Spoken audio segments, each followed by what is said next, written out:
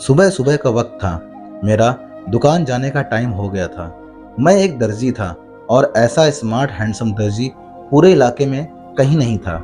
यही वजह थी कि मेरा काम बहुत ज़्यादा चलता था और मेरे पास ज़्यादातर औरतें ही आती थीं।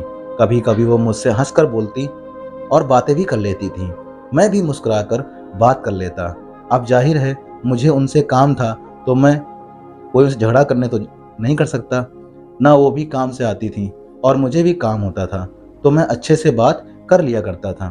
पर फिर भी पूरे इलाके में मशहूर था कि मैं बहुत ही ज़्यादा दिलफेक हूँ, जबकि ऐसी कोई बात नहीं थी। मेरी बीवी थी जो बहुत ज़्यादा खूबसूरत थी। हम दोनों ने मोहब्बत की शादी की थी। सारे खानदान से लड़ाई झगड़ा मोल लिया था और अब हम लोग एक फ्लैट में रहते थे। मेरी बीवी का नाम मारिया था। जब हम लोग लखनऊ में फ्लैट देखने के लिए आए तो बीवी ने कहा कि उसे सबसे ऊपर वाला फ्लैट चाहिए। मेरा कहना था कि इतनी ऊपर हम लोग कैसे चढ़ेंगे, कैसे उतरेंगे, क्योंकि ये कोई इतनी अच्छी बिल्डिंग नहीं थी। यहाँ पर कोई लिफ्ट का सिस्टम भी नहीं था।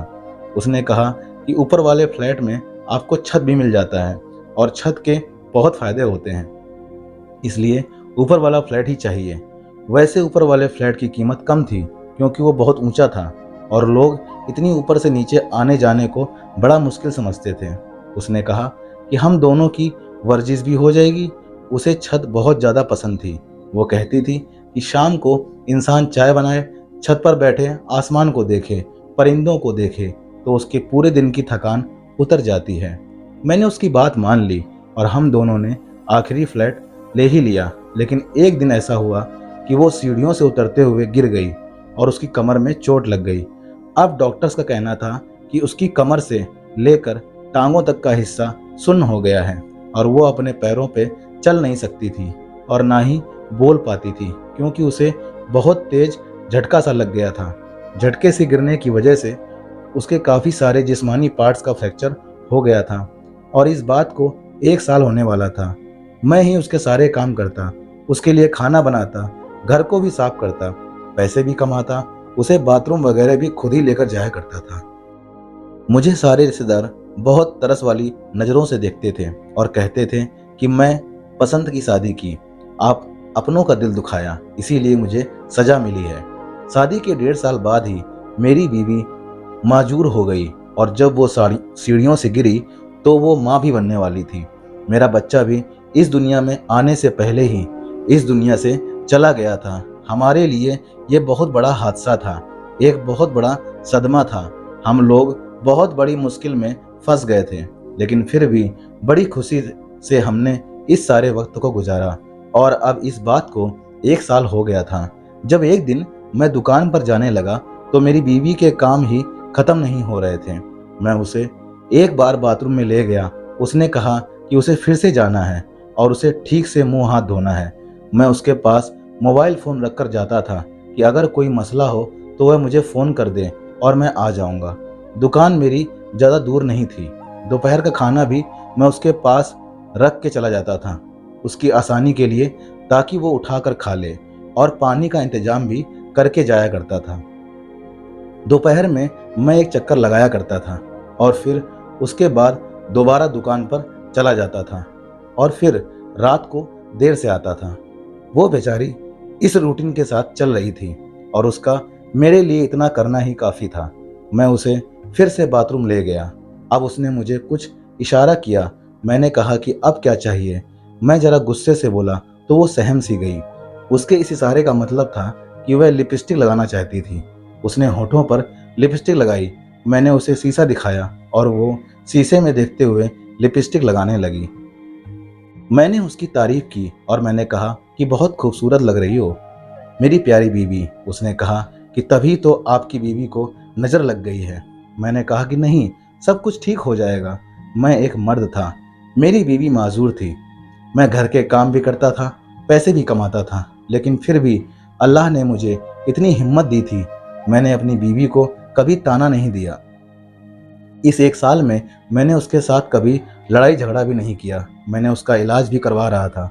मेरी ज़िंदगी में सब कुछ ठीक ठाक था और अपनी दुकान पर चला गया। फिर मैंने उस लड़की को देखा जो मेरी दुकान पर आई। मैंने उसे पहले नहीं देखा था। शायद वो इस मोहल्ले में नई थी। यह लड़की बहुत ही ज़्यादा जवान, खूबसूरत और दुबली पतली सी थी। उसका नाम चांदनी था।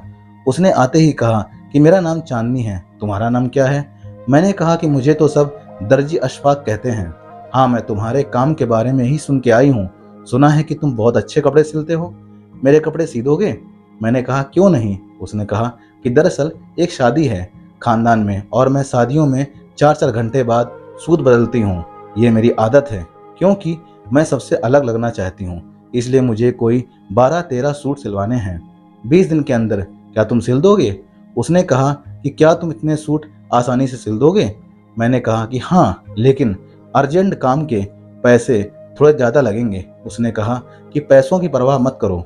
जब मैं तुमसे 13 सूट एक साथ सिलवा सकती हूँ तो क्या मेरे पास पैसों की कमी होगी? मैं खुश हो गया कि चलो मुझे एक बड़ा काम मिल गया।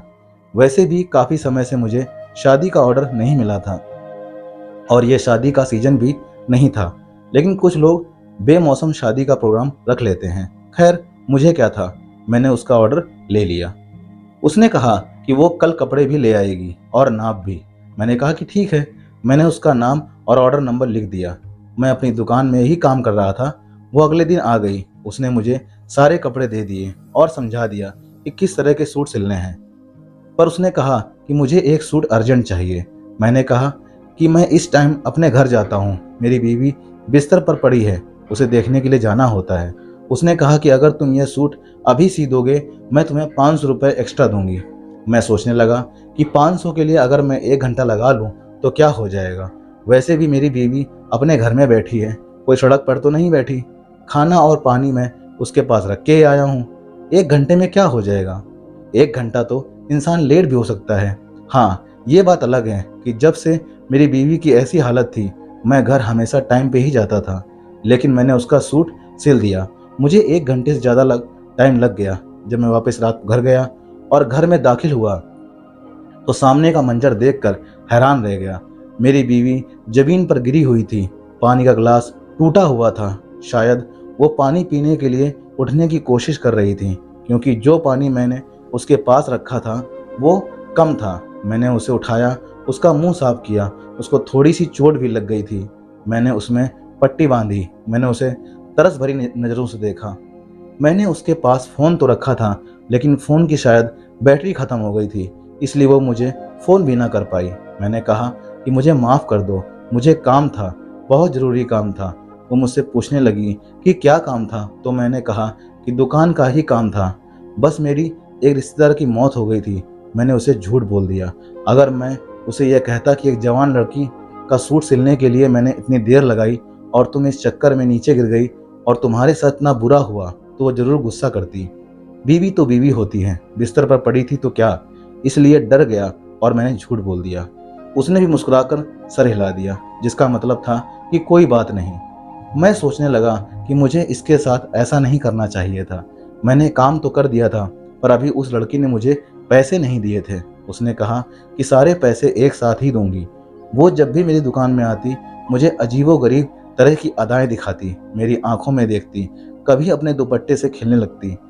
दुपट्टा तो उसने बस नाम का गले में डाला होता और दुपट्टा भी उसका बहुत ही हल्का सा होता था। सारे मार्केट वाले लोग उसको देखते रहते थे। मेरे सामने भी एक दर्जी बैठता था जो मेरा दोस्त भी था। उसने कहा कि ये लड़की आजकल तुम्हारी दुकान के बड़े चक्कर लगा रही है, इससे बच के रहना। मैंने कहा कि हाँ, लगता है इस मोहल्ले में नई आई है। उसने कहा कि हाँ, नई आई है, लेकिन किसी आदमी को बर्बाद करके आई है। मैंने कहा कि क्या मतलब? उसने कहा इस औरत को तलाक हुई है। वो पोस्टमैन है ना जो हमारे मोहल्ले में रहता है, बूढ़ा सा, उसकी भांजी है ये। मैंने कहा कि यह तो शक्ल से शादीशुदा भी नहीं लगती और तुम कह रहे हो कि इसकी तलाक हुई है। उसने कहा कि हाँ, आजकल किसी को कोई पता नहीं चलता है। सुना है बड़ा अमीर आदमी था, लेकिन जब उसे इसकी हरकतों के बारे में पता चला तो उसने गैरत में आकर उसको तलाक दे दिया। तुम इतने हैंडसम हो, तुम्हारे पीछे तो कोई भी औरत हाथ धोकर पड़ जाएगी। मैंने कहा कि अब कहाँ मैं हैंडसम रह गया, बस घर के कामों में उलझ गया हूँ। मेरे दोस्त ने कहा कि क्या भाभी की हालत अभी भी वैसी ही है? मैंने कहा कि हाँ। उसने कहा कि तुम बड़ा अच्छा काम कर रहे हो, अपनी बीवी की खिदमत कर रहे हो। अल्लाह तुम्हें इसका सिला देगा, सब कुछ ठीक हो जाएगा। परेशान ना हुआ करो। लेकिन मैंने अब परेशान होना शुरू कर दिया था। मैं एक साथ सारे काम करके तंग आ गया था। जब मेरी बीवी ठीक थी तो वो भी नौकरी करती थी, घर भी संभालती थी और पैसे भी कमाती थी। वो बिल्कुल नहीं थकती थी। लेकिन ये बात भी तो अपनी जगह है कि औरतों को अल्लाह ने मर्दों से ज़्यादा बर्दाश्त करने की ताकत दी है। मर्दों में इतनी बर्दाश्त नहीं होता है। अब तो मैं इस बात को मान गया था और मैं बहुत थक गया था। एक दिन मैं अपनी बीवी को देख रहा था और सोच रहा था कि मैं उसके लिए कितना कुछ करता हूँ। यह मजबूर है, बीमार है, फिर भी मैं इसका ख्याल कर रहा हूँ। मैंने इसको अपनी ज़िंदगी से नहीं निकाला। क्या वाकई ये इस काबिल है? अगर मैं इसकी जगह होता तो ये ज़रूर मुझे छोड़कर चली गई होती, क्योंकि वो बहुत ज़्यादा खूबसूरत थी। जब हमारी इश्क बाजी चल रही थी तो इसकी किसी के साथ मंगनी हो चुकी थी। वो इसका कजिन था, लेकिन मेरे लिए इसने उसको छोड़ दिया। तो फिर ये किसी और के लिए मुझे क्यों ना छोड़ देती? मेरे दिल में अजीबोगरीब ख्याल आने लगे। आजकल मैं चांदनी के बारे में ही सोचता रहता था। वो रोज़ मुझसे कोई ना कोई जोड़ा सिलवा कर ले जाती और अभी तक उसने कोई पैसे नहीं दिए थे और मुझे पैसों की ज़रूरत भी नहीं थी, क्योंकि वो मुझे अच्छी लगने लगी थी। मुझे उससे बातें करना, उसकी बातें सुनना अच्छा लगता था। वो मेरी दुकान में आती थी। मैंने उससे पूछा कि तुम्हारे बारे में अफवाह उड़ रही है कि तुम्हें तलाक हुई है। उसने कहा कि हाँ, मेरी शादी जब किसी बूढ़े से करवा दी जाएगी तो फिर तलाक नहीं होगी तो क्या होगी? मेरी उम्र देखो, मेरी शक्ल देखो, क्या मैं इस काबिल थी कि मेरी शादी किसी बूढ़े से करवा दी जाती? भला मर्दों के साथ जवान औरतें खुश रहती हैं? मैंने कहा कि हाँ, ये तो तुम्हारे साथ बहुत बुरा हुआ। उसने कहा कि मेरी किस्मत अच्छी थी कि मुझे तलाक मिल गई। अगर नहीं होती तो मैं बहुत बदकिस्मत होती। मैंने कहा कि फिर अब आगे क्या इरादा है? क्या सारी ज़िंदगी अकेले गुजारोगी? उसने कहा कि नहीं, किसी न किसी को तो हमसफ़र बनाना ही है। लेकिन जिस तरह का मर्द मुझे चाहिए, इस तरह का कोई मिला ही नहीं। मैंने कहा कि कैसा चाहिए? उसने कहा कि शकल सूरत का अच्छा हो, कद काठी का बड़ा हो, मजबूत आदमी हो, सही मर्द लगता हो। मुझे ऐसा क्यों लग रहा था जैसे वो मेरी ही बात कर रही थी, यानी जैसे मर्द की उसे तलाश थी, मैं बिल्कुल वैसा ही था। उसने मुझ पर डोरे डालने शुरू कर दिए और मैं उन डोरों के जाल में ही फंसता चला गया। यह भूल गया कि इससे पहले भी मैंने कुछ कच्चे धागों को बांध रखा था। वह कच्चे धागे मेरी मोहब्बत के थे, वो मोहब्बत जो मैं मारिया से करता था। कहते हैं कि मोहब्बत का कच्चा धागा एक ही वक्त में बड़ा कमज़ोर और बड़ा मजबूत होता है। मजबूत इतना कि जमाने वाले मिलकर भी उसे तोड़ने की कोशिश करें तो टूटता नहीं है, लेकिन कमज़ोर इतना होता है कभी कभी बदगुमानी से फौरन ही टूट जाता है। मैं अब घर आता तो मुझे मेरी बीवी पे गुस्सा आता था। मुझे वो बुरी लगने लगी थी। मैं उसकी फरमाइशों से तंग आ गया था। एक दिन एक मोहल्ले वाली औरत आई तो कुछ खाने पीने की चीज़ें लेकर आई थी। मैंने कहा कि आप लोग ऊपर क्यों नहीं जाते? उसने कहा कि अब आपके ऊपर वाली मंजिल पर कौन चढ़े? आपकी बीवी भी तो सीढ़ियों से गिरकर ही इस हालत तक पहुंच गई है। मैंने कहा कि उसके लिए दुआ करें, अल्लाह करे एक वो ठीक हो जाए। उस औरत ने कहा कि ऐसे लोग ठीक नहीं होते। मेरी एक बहन के साथ भी यही हुआ था। 18 साल बिस्तर पर पड़ी रही और उसके बाद मैंने कहा कि क्या उसके बाद ठीक हो गई? उसने कहा कि नहीं, वो उसके बाद इस दुनिया से चली गई। मैं ये सुनकर और ज़्यादा मायूस हो गया। क्या मैं सारी ज़िंदगी अपनी बीमार बीवी की खिदमत करते हुए गुजार दूंगा? वाकई उसको दूसरा साल शुरू हो चुका था, लेकिन अभी तक बिल्कुल भी ठीक नहीं हुई थी। डॉक्टर ने भी कोई अच्छी खबर नहीं सुनाई थी। मैं उसे हर महीने डॉक्टर के पास लेकर जाया करता था। एक दिन मुझे चांदनी ने अपने दिल की बात कह दी। उसने कहा कि मैं तुम्हें पसंद करती हूँ, तुमसे शादी करना चाहती हूँ। मैं उसे अपनी बीवी के बारे में तो पहले ही सब कुछ बता चुका था। मैंने उसे अपनी बीवी की तस्वीर भी दिखाई। तब उसने कहा कि वो बहुत खूबसूरत है। उसने कहा कि देखो, तुम्हारी ना तो शकल है और ना ही उम्र ये सब करने की। क्या तुम सारी जिंदगी अपनी बीवी की खिदमत ही करते रहोगे, उसकी गंदगी ही साफ करते रहोगे? मेरे साथ चलो, हम दोनों भाग कर शादी कर लेते हैं। मैं अपने साथ इतनी सारी दौलत ले आऊंगी कि हमें कोई मसला नहीं होगा। किसी और शहर में जाकर तुम अपनी दुकान बना लेना, मैं घर संभालूंगी, तुम दुकान संभालना।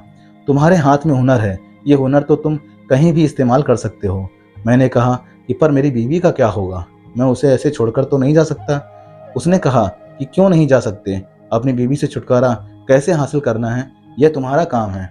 मैं तुम्हारे साथ भाग जाने को तैयार हूँ। उसकी बात सुनकर मैं सोच में पड़ गया और मेरे दिमाग में एक आइडिया आ गया। मैंने कहा कि मेरी बीवी ना तो चल सकती है, ना उठ सकती है, और यह बीमारी भी ऐसी है। मैंने उसके लिए जो करना था कर लिया, शायद अब उसको भी छुटकारे की ज़रूरत है। एक दिन मैं उसे अपने साथ छत पे ले गया, व्हील चेयर के ऊपर बैठा दिया उसको मैंने। वो भी बहुत खुश थी कि चलो आज उसे आसमान नजर आएगा। बड़ी मुश्किल से मैं उसे ऊपर लेकर आया, लेकिन वो ये देखकर हैरान रह गई कि ये कोई शाम का वक्त नहीं था, बल्कि तपती दोपहर थी। वह मुझसे कहने लगी कि नीचे ले चलो, बहुत गर्मी है, ऊपर तो बड़ी तेज धूप थी। मैंने कहा, क्यों, तुम्हें तो छत बड़ी पसंद थी, तुम्हें तो धूप बहुत पसंद थी, तुम आसमान को देखना चाहती थी। अब यहीं पर बैठो और मैं जा रहा हूँ। मैं नीचे नहीं जा रहा हूँ, बल्कि मैं अपनी जिंदगी जीने जा रहा हूँ। मैं तुम्हारी खिदमतें करके तंग आ चुका हूँ। तुम क्या चाहती हो कि सारी जिंदगी तुम्हारे काम करता रहूं, तुम्हारा गुलाम बना रहूं, तुम्हारा नौकर बन जाऊं?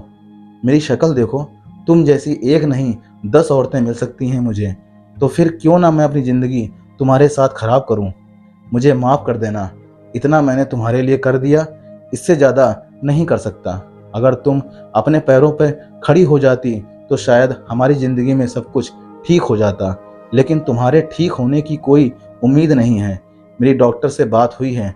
मेरी बीवी परेशान होने लगी। मैंने कहा कि तुम यहीं पर पड़ी रहोगी और 3-4 दिन में तुम्हें जिंदगी से निजात मिल जाएगी। जब तक लोगों को पता चलेगा कि तुम इस दुनिया में नहीं रही, तब तक मैं यहाँ से कहीं दूर चला जाऊंगा। एक लड़की है जिससे मैं मोहब्बत करता हूँ, बस उसी के साथ जा रहा हूँ। मैंने व्हील चेयर को लॉक कर दिया। अब वो व्हील चेयर को घुमा भी नहीं सकती थी। वैसे भी उसका एक हाथ काम नहीं करता था। वो अपनी दबी दबी सी आवाज में चिल्लाने लगी, मुझे पुकारने लगी, पर मैंने पलटकर नहीं देखा। जैसे ही मैं सीढ़ियों से नीचे उतरने लगा, मेरा पैर इतनी बुरी तरह फिसला कि मैं सीढ़ियों से नीचे जा गिरा। मुझे अपना पूरा जिस्म महसूस ही नहीं हो रहा था, सिर्फ अपना एक हाथ महसूस हो रहा था और मैं आखिरी सीढ़ी के पास पड़ा हुआ था।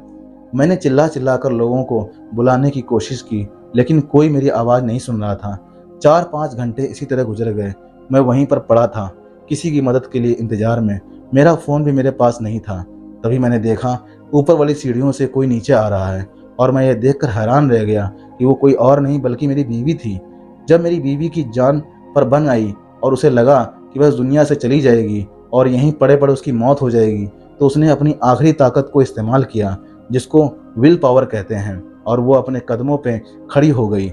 वह खुद चलकर नीचे आ रही थी, लड़खड़ाते कदमों के साथ, अपनी जान बचाने के लिए। लेकिन जब उसने देखा कि मैं भी सीढ़ी के नीचे पड़ा हुआ हूँ और मेरी हालत बहुत बुरी है, तो वो फौरन मेरी तरफ बढ़ी, मुझे उठाने की कोशिश करने लगी। उसे समझ आ गया कि मेरे साथ क्या हुआ है। मेरे साथ उल्टा हो गया था। जो मैं उसके साथ करना चाहता था वह मेरे साथ हो गया था। वो मेरी हालत पर आ गई थी और मैं उसकी हालत पर चला गया था। उसने मुझे शिकायत भरी नज़रों से देखा, जैसे वो मुझे कभी माफ़ नहीं करेगी। पर वो माफ़ करती भी क्यों, मैं उसकी जान लेने वाला था। वो वहाँ से चली गई। मैं उसे बुलाता रहा, चिल्लाता रहा, मारिया मारिया, मेरी मदद करो, मेरी मदद करो। लेकिन वो वहाँ से ऐसे गई जैसे पलटकर नहीं देखेगी। और थोड़ी देर के बाद एम्बुलेंस वाले आ गए। शायद मारिया ने ही उनको फ़ोन किया था। वो मेरी जैसी बेरहम नहीं थी। वो चाहती तो मुझे वहाँ छोड़कर हमेशा के लिए जा सकती थी, लेकिन उसने उन लोगों को बुलाया था। वो लोग मुझे डॉक्टर के पास ले गए। डॉक्टर ने यही कहा कि मेरा आधा जिस्म सुन्न हो गया है और एक हाथ भी, यानी अब ना तो मैं काम कर सकता था और ना ही उठकर चल सकता था। मारिया ने मेरा ख्याल रखना शुरू कर दिया, जैसे मैं उसका ख्याल रखता था। वो मुझसे कोई बात नहीं करती थी। मैं उससे माफ़ी मांगता रहता था, पर वो बोलती ही नहीं थी और वो दिन रात मेरा ख्याल रखती थी।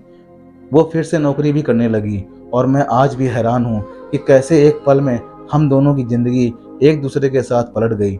मैंने मोहब्बत करने वाली बीवी को खो दिया और वो एक अच्छी इंसान थी, जिसने अभी भी मुझे मेरे हाल पर नहीं छोड़ा।